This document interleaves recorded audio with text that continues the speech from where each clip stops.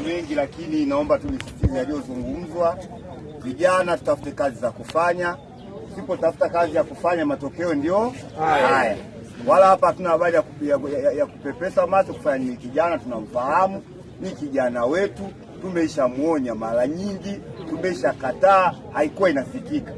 Tabia za kuwafanya watu wanalala hawalali wanunue TV zao, matokeo ndio haya.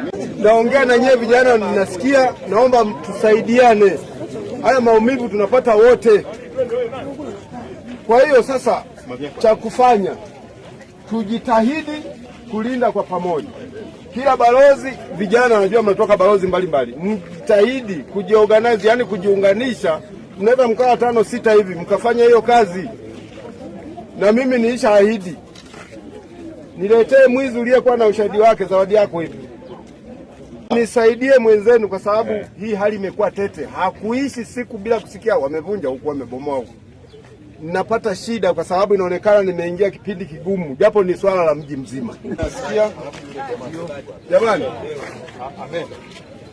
mtaani wa kwetu tunaoumia ni sisi. Tusianze tena kusema ni mtoto wa jamaa yangu, ni mjomba wangu. Hapana, kama namfahamu mwizi, wewe nipenyezee kimya kimya pale. Njoo ofisini pale, lete jina, mimi nitaliandika, huyo mtu atafuatiliwa mdogo mdogo. Sehemu mkubwa kumkamata mwizi na kumpeleka polisi, lakini sio kuchukua sheria mkononi. Jamani, tusaidiane katika hilo. Tusichukue sheria mkononi.